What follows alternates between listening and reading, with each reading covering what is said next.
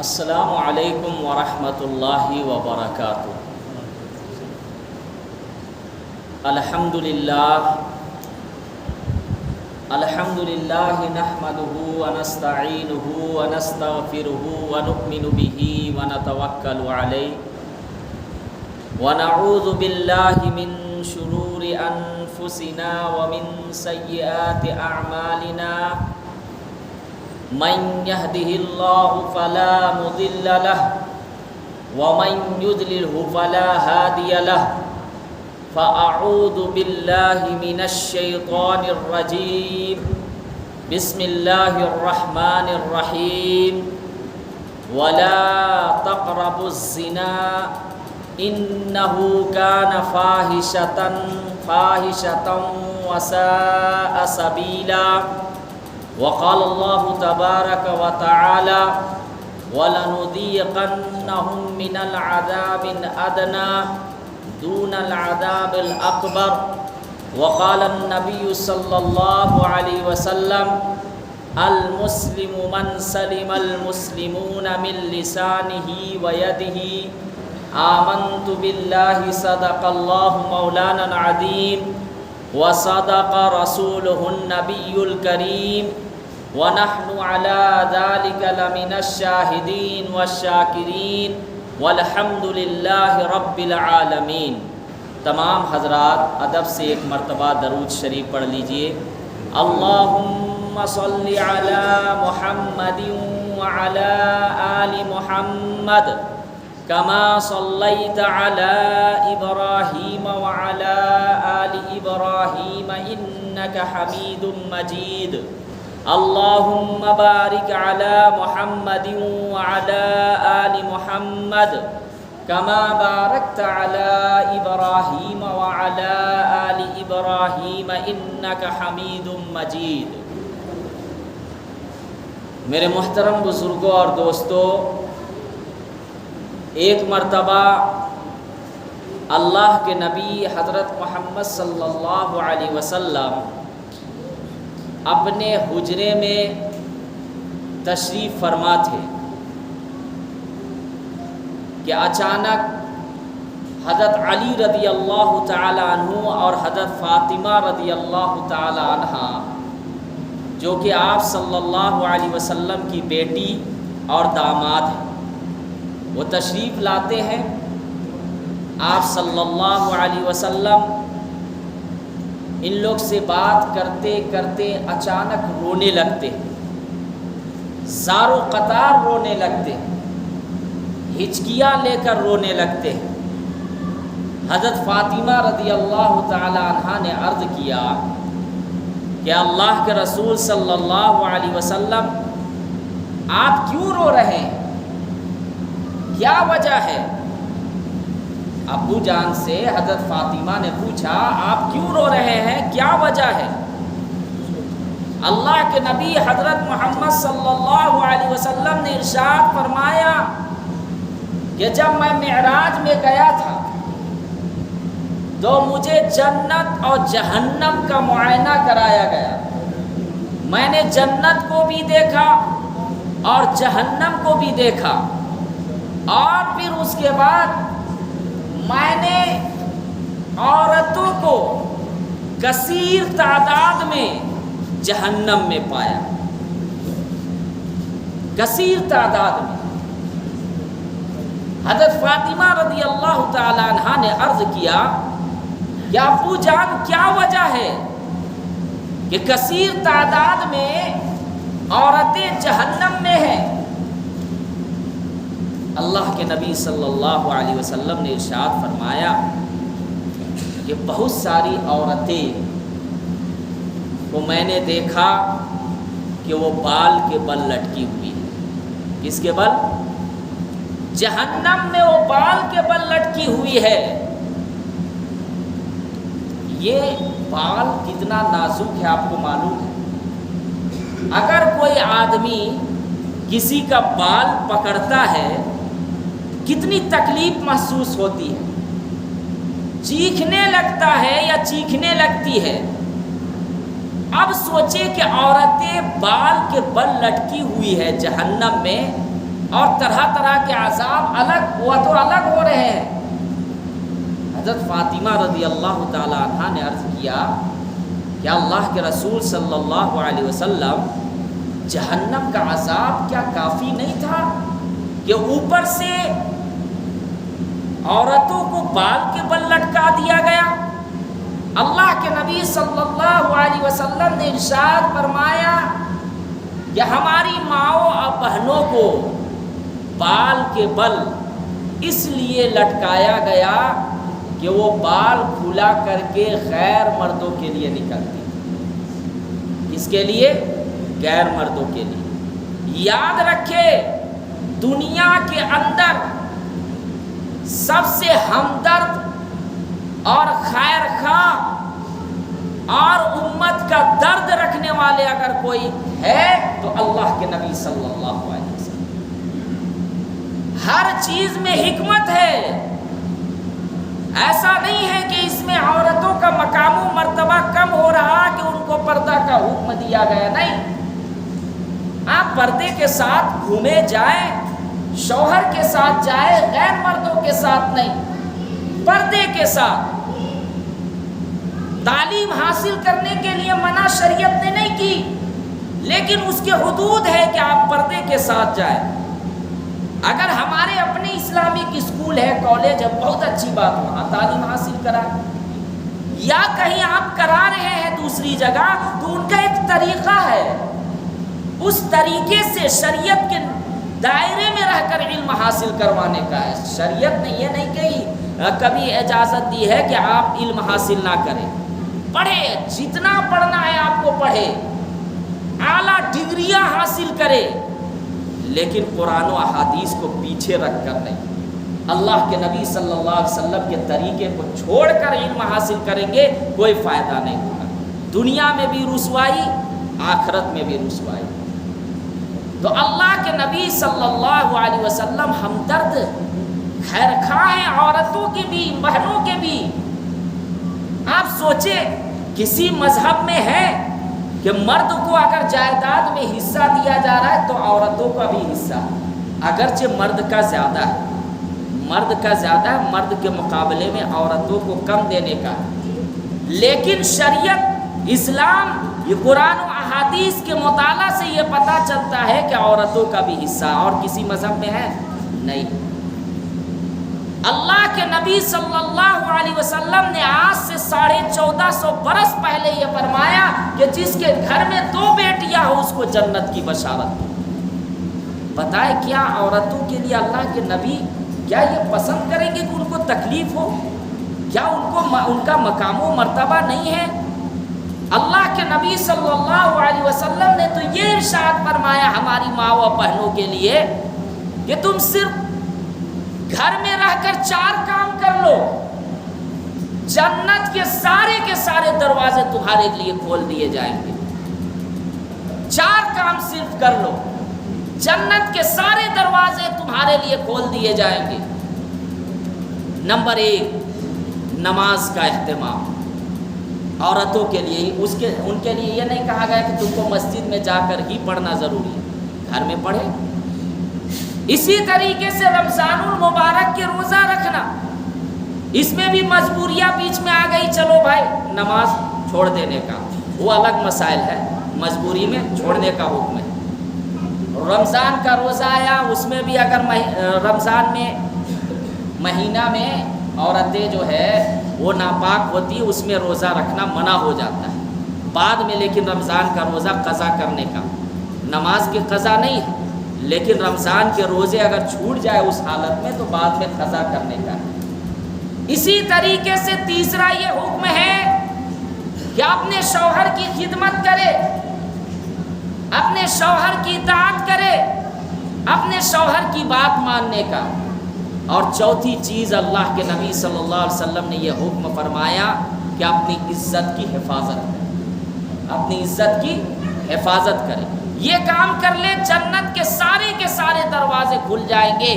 آپ سوچیں، مرد حضرات کے لیے حکم دیا گیا کہ مسجد میں آپ کو نماز پڑھنے کا، سردی ہو، گرمی ہو، بارش ہو رہی ہو، ہاں اگر کوئی مجبوری ہو جاوے، بہت تیز آندھی وغیرہ چل رہی ہو یا اس طرح بارش ہو رہی ہو کہ اپنی جان جانے کا خطرہ ہے تو چلے پڑھ لے، لیکن حکم کیا ہے کہ مسجد میں باجماعت نماز پڑھنے کا۔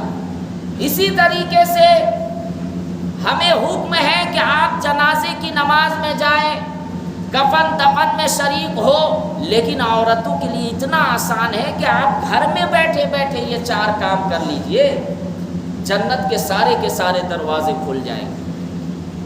تو اللہ کے نبی صلی اللہ علیہ وسلم اپنی امت کے لیے ہمدرد ہے، خیر خواہ ہے۔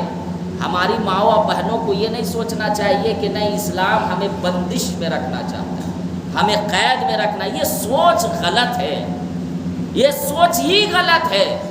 ہم مغربی تہذیب کو اپنا رہے ہیں، یورپ اور امریکہ کے تہذیب کو اپنا رہے ہیں۔ کون یورپ اور امریکہ جسے ماں کی تمیز نہیں، ماں کے ساتھ منہ کالا کر رہا ہے؟ کون یورپ اور امریکہ کے طریقے پر چل رہے ہو؟ جسے بہن کا طریقہ معلوم نہیں، بہن کا رشتہ معلوم نہیں، جس کے ساتھ من کیا بھیڑیوں کی طرح زندگی گزار رہے ہیں۔ میرے بھائیو، اللہ کے نبی صلی اللہ علیہ وسلم کا جو طریقہ ہے نا، خدا کی قسم اتنا عمدہ طریقہ ہے کہ ہر چیز کو اس کے طریقے پر اللہ کے نبی صلی اللہ علیہ وسلم رکھے، ہر ایک کو ان کا مقام بتایا کہ ماں کے قدموں کے نیچے جنت کو رکھ دیا۔ تم جنت کہاں تلاش کر رہے ہو؟ جا کر لوگ کہتے ہیں مولانا صاحب دعا کرنے کا میرے لیے کہ میرے رزق میں برکت ہو، میری عمر میں برکت ہو۔ ٹھیک ہے، دعا کرائے، لیکن کیا آپ ماں باپ کو کہتے ہیں کہ میرے لیے دعا کیجیے گا؟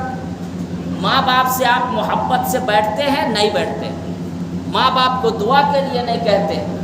ماں باپ اگر دعا دے دے، اگرچہ اعمال میں کمی آ جانے کا، لیکن اللہ تبارک و تعالی غلطیوں کو معاف کر کے اور پھر انشاءاللہ آپ کو جنت نصیب فرمائے۔ تو اللہ کے نبی صلی اللہ علیہ وسلم نے کیا ارشاد فرمایا کہ عورتیں، ہماری مائیں اور بہنیں بناؤ سنگار کر کے، کھلے بال کر کے، غیر مردوں کے لیے، اپنے شوہر کے لیے نہیں، غیر مردوں کے لیے نکلتی تھی، اس لیے اس کو جہنم میں بال کے بل لٹکایا گیا۔ آپ سوچے کہ نماز کے اندر عورتوں کو یہ حکم دیا گیا کہ آپ سر کے بال کو ایسا چھپائے کہ ایک بال بھی نظر نہیں آنے کا۔ بہت سی ہماری مائیں اور بہنیں دوپٹہ جو اوڑھتی ہے یا اسکارف جو بھی کہہ دیجیے، وہ اتنا باریک ہوتا ہے کہ بال نظر آتا ہے۔ یاد رکھیے گا، نماز نہیں ہوگی اگر دوپٹہ اتنا باریک ہو اور ہماری مائیں اور بہنیں نماز پڑھ رہی ہے، نظر آ رہا ہے بال، نماز نہیں ہوگی۔ یا پھر کہا گیا نماز کے اندر دیکھے کہ حکم ہے عورتوں کا کہ اگر بال کھل گیا، مثال کے طور پر دوپٹہ وہ لپیٹی تھی، وہ دوپٹہ کسی طرح کھل گیا اور 3 مرتبہ سبحان ربی العظیم کے بقدر وہ کھلا رہا، نماز ختم ہو جائے گی۔ کیا ہو جائے گی؟ نماز ختم۔ آپ سوچیں کہ جب نماز میں ہمیں یہ حکم دیا گیا کہ آپ اپنے بالوں کو نظر نہیں دکھا سکتے ہیں، تو آپ باہر نکل رہے ہیں غیر مرد کو دکھانے کے لیے، کیا اللہ کو یہ پسند ہے؟ جس کے لیے بناؤ سنگار کرنے کا وہاں پہ نہیں، آپ نکل رہے ہیں غیروں کو اپنے طرف مائل کرنے کے لیے۔ کل قیامت کے میدان میں باپ کو پکڑا جائے گا، تم نے اپنی بیٹی کو کیوں نصیحت نہیں کی؟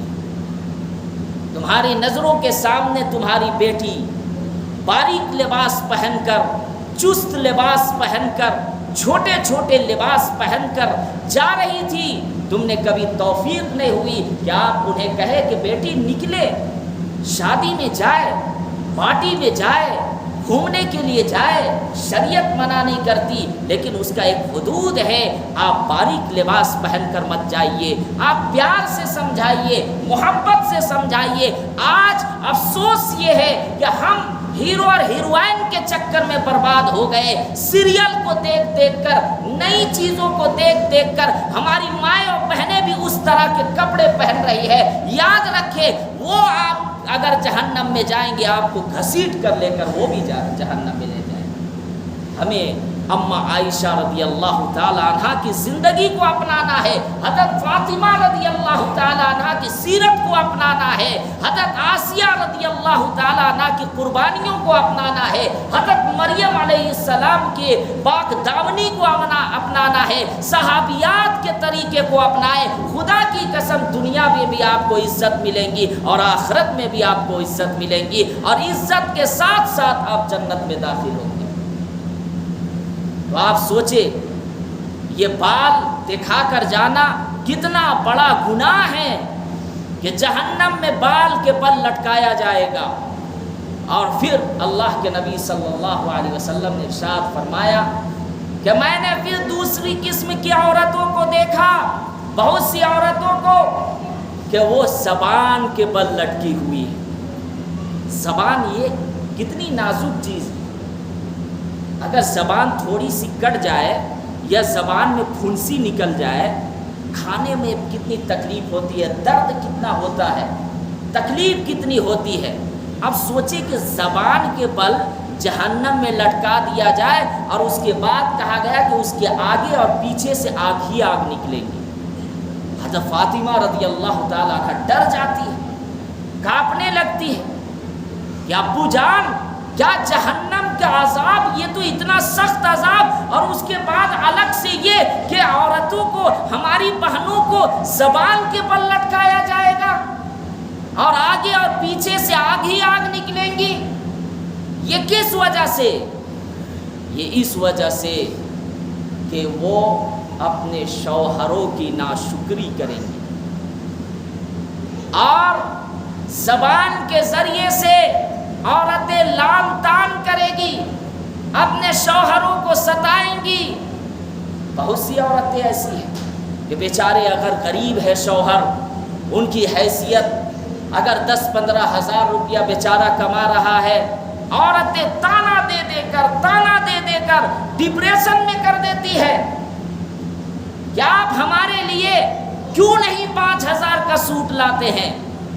آپ دیکھیں گھروں میں وہ مالدار گھر کے لوگوں کو دیکھ دیکھ کر آتی ہے، شوہروں کو ستا کر میں ماں و بہنوں سے ادب سے گزارش کرنا چاہتا ہوں، کیا آپ کا مقام حضرت فاطمہ سے زیادہ ہے؟ کیا آپ کا مقام و مرتبہ اما عائشہ رضی اللہ تعالی عنہا سے زیادہ ہے؟ کیا آپ کا مقام و مرتبہ حضرت آسیہ سے زیادہ ہے؟ کیا آپ کا مقام و مرتبہ حضرت صفیہ سے، ام سلمہ سے، حفصہ رضی اللہ تعالی عنہما سے زیادہ ہے؟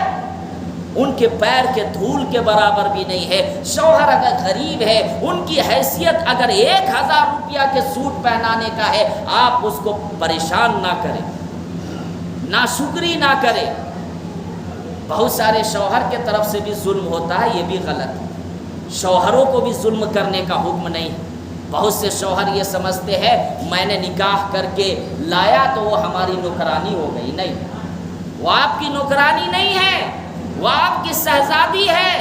اور یاد رکھے کہ لڑکیوں کو، بیویوں کو ساس سسر کی خدمت کرنا فرض نہیں ہے، یاد رکھیے گا، بیوی کو ساس سسر کی خدمت کرنا فرض نہیں، شوہر کی خدمت کرنے کا حکم ہے۔ ہاں، اخلاق کا نتیجہ یہ ہے، اخلاق کا پہلو یہ ہے کہ اپنے ساس سسر کی خدمت کرے، اس لیے کہ شوہر اپنی حیثیت سے زیادہ آپ کو دے رہا ہے۔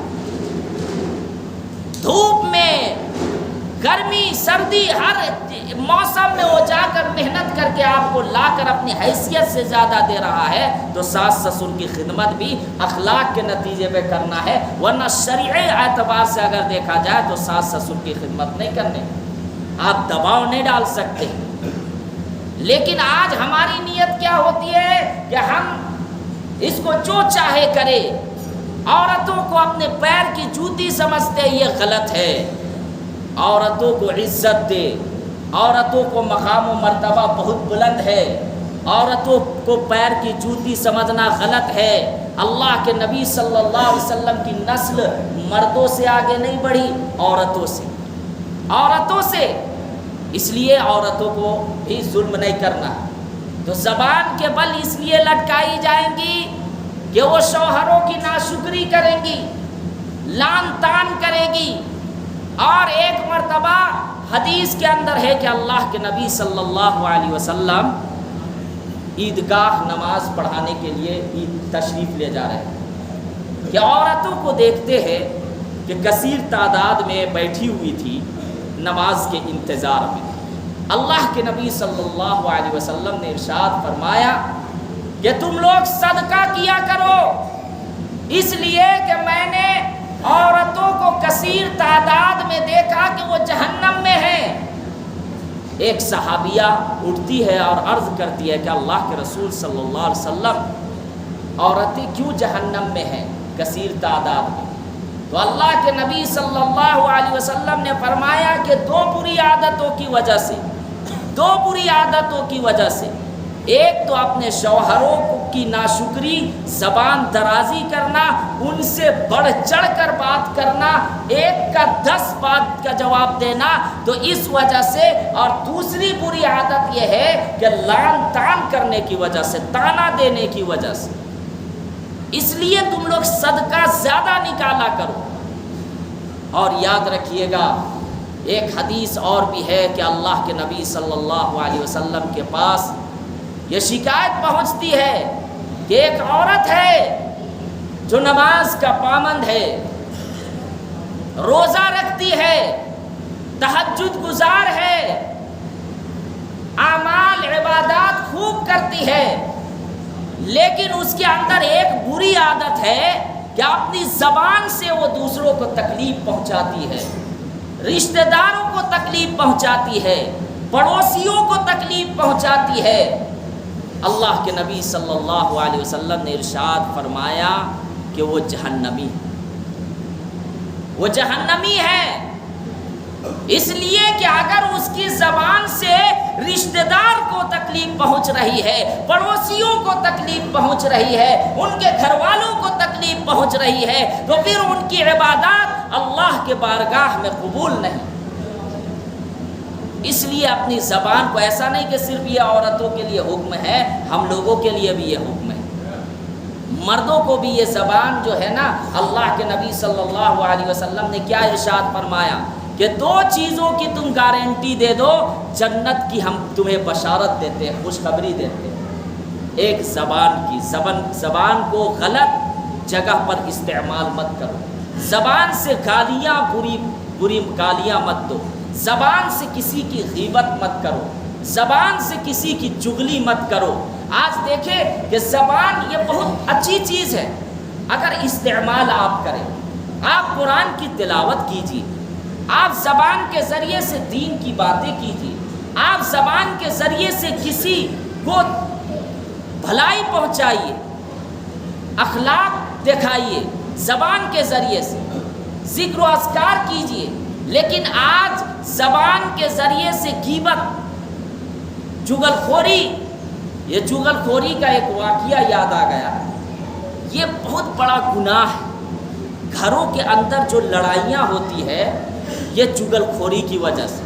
چغل خوری کیا ہے کہ مثال کے طور پر ایک آدمی کے اندر ایک برائی ہے، اس برائی کو دوسرے کے پاس بڑھا چڑھا کر پیش کر دیا کہ اس کے پاس یہ برائی ہے، اور آپس میں دونوں کو لڑوا دینا، یہ چغل خوری۔ اور اس میں جو ہے نا عام اور خاص سب مبتلا ہے، نمازی بھی ہے تب بھی چغل خوری کر رہے ہیں، لمبی لمبی داڑھیاں رکھے ہوئے تب بھی چغل خوری کر رہے ہیں، حج پہ حج، عمرہ پہ عمرہ کر رہے، طواف کا چکر لگا رہے، پھر بھی چغل خوری کر رہے، ایک دوسرے کو لڑوا رہے۔ اور سب سے بدتر انسان تو وہ ہے کہ مسلمانوں کو آپس میں لڑوانا، ایک بھائی کو دوسرے بھائی سے لڑوانا، یہ بہت بڑی چغل خوری ہے کہ چغل خوری کر کے اور لڑوانا۔ ایک واقعہ یاد آ گیا کہ ایک مرتبہ ایک آدمی بازار میں ایک غلام کو بیچ رہا تھا بہت کم قیمت میں، لیکن وہ بازار میں جب بیچ رہا تھا تو یہ اعلان کر رہا تھا کہ دیکھو یہ میں اپنے غلام کو بہت کم قیمت میں بیچ رہا ہوں، اس کے اندر کوئی عیب نہیں ہے، نوجوان ہے، ہٹا کٹا ہے، بڑی محنتی ہے، لیکن ایک برائی ہے، صرف ایک عیب ہے، وہ عیب یہ ہے کہ یہ چگل خوری کرتا ہے۔ کیا کرتا ہے؟ چگلیاں کرتا ہے، چگل خوری کرتا ہے، اس کے علاوہ اس میں کوئی عیب نہیں ہے۔ تو ایک آدمی وہیں سے گزر رہا تھا، اس نے سوچا ارے یار یہ غلام اتنی کم قیمت میں ہمیں مل رہا ہے اور نوجوان ہے، محنتی ہے اور بہت کام کرنے والا ہے، چلو ہم اس کو خرید لیتے ہیں۔ اب اس کے بعد وہ خرید کر گھر لے آیا اور اس کے بعد یہ سوچا کہ میں اس کو نصیحت کرتا رہوں گا، اسے نیک بنا دوں گا، اس کی جو عادت بری عادت ہے چغل خوری کرنے کی اسے میں چھوڑا دوں گا۔ تو نصیحت کرتا رہا، خریدنے کے بعد مالک اپنے غلام کو نصیحت کرتا رہا تو کچھ مہینوں تک تو یہ ٹھیک رہا، لیکن پھر وہی عادت، کیونکہ یہ جو ایک مرتبہ کسی کی بری عادت شروع ہو جاتی ہے نا تو بہت لیٹ میں ختم ہوتی ہے۔ اب کبھی کبھی ایسا تو ہوتا ہے کہ مرتے دم تک ختم نہیں ہوتی ہے بری عادت۔ تو اب کیا ہوا کہ بری عادت تھی، اب یہ جو غلام تھا تو یہ چغل خوری کرنا شروع کیا، اپنے مالک کے پاس آیا اور کہنے لگا کہ آپ کو معلوم نہیں ہے لیکن میں آپ کو بتاؤں کہ آپ کی بیوی کا دوسرے مرد کے ساتھ ناجائز تعلقات ہے اور آپ کی غیر حاضری میں وہ مرد آتا ہے، غلط کام کرتا ہے۔ دیکھیں کس طریقے سے وہ چغل خوری کر رہا، لڑوا رہا، کس کے پاس؟ اپنے مالک کے پاس۔ تو اس لیے وہ یہ بھی بولا کہ آج رات دیکھیے گا کہ وہ چاقو لے کر آپ کو مارنے کے لیے آئے گی، آپ کی بیوی، تاکہ آپ کا معاملہ ادھر صاف ہو جائے اور غیر مرد سے وہ اس کا تعلقات پھر جائے۔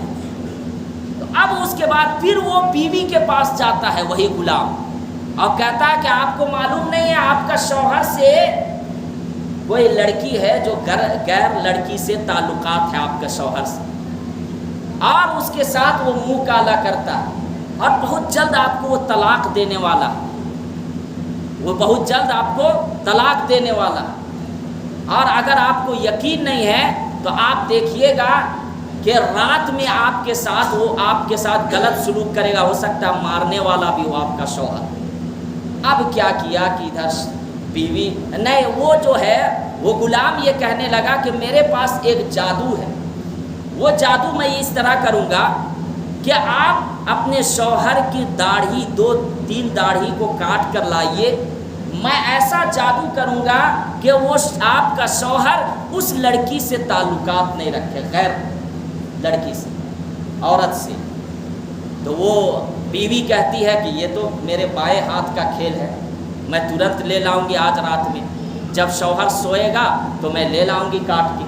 جب شوہر جو ہے ادھر رات کو سونے کے لیے بستر پر جاتا ہے، یہ بہانہ کرتا ہے، یہ سوتا نہیں ہے، بہانہ کر رہا ہے نیند آنے کا، اور ادھر بیوی چاقو لے کر آتی ہے کہ ہم داڑھی کاٹیں گے۔ کیا کریں گے؟